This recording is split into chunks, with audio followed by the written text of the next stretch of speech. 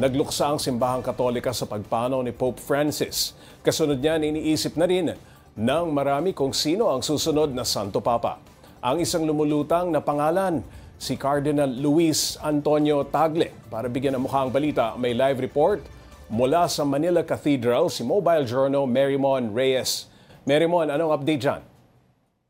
Pops J, napuno ng pagdadalamhati ang Manila Cathedral. Sa isang misa kasi para sa eternal repose ni Pope Francis o tinatawag natin na si Lolo Kiko, inalala ng lahat ang kanyang pagiging mapagpakumbaba at mapagmahal na Santo Papa.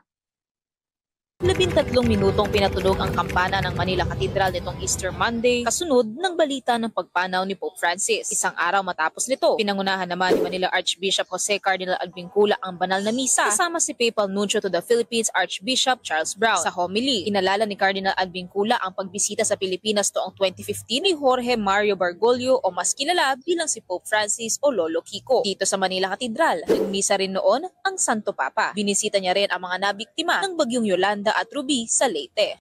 Throughout his pontificate, our Lord Kiko was a true father to us and has continued to show his love for the Philippines, not only through words but through actions. Let us honor his memory by learning from his teachings and following his example. Sa pag-aalala kay Pope Francis, nagtirik ng kandila at nag-alay ng dasal ang mga nagsimba sa Christ the King Chapel ng katedral. Ayon sa nakausap nating dumalo sa banal na misa, mabigat daw sa pakiramdam ang pagpanaw ng Santo Papa, lalo pat katatapos lamang ng Easter Sunday. Pero anila, bibitbitin nila sa kanilang mga puso ang itinuro nito at patuloy na isasabuhay ang pagkawanggawa. Kasi siya yung sumusunod siya kay St. Peter, no?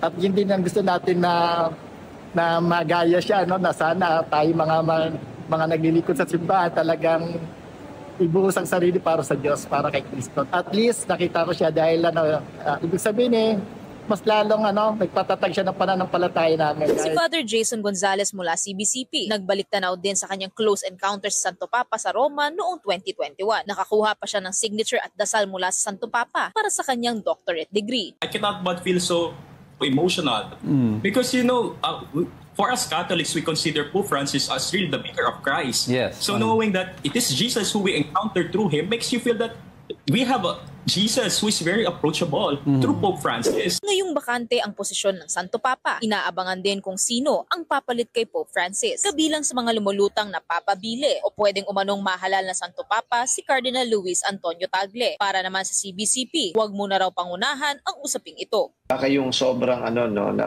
parang ibinibida natin si Cardinal Tagle, baka mag-boomerang pa sa atin. Kasi mahirap yung pagpasok mo sa conclave, parang ikaw na yung itunuturing ng Santo Papa. Madalas, yung mga ganyan, paglabas ng conclave, hindi tuloy napili. Pops J, mananatili na bukas ang Manila Cathedral hanggang 7 o'clock PM para sa mga gusto pang pumunta dito at magtirik ng kanilang kandila dito sa Christ the King Chapel o maghain ng kanilang dasal para kay Pope Francis. Pops J.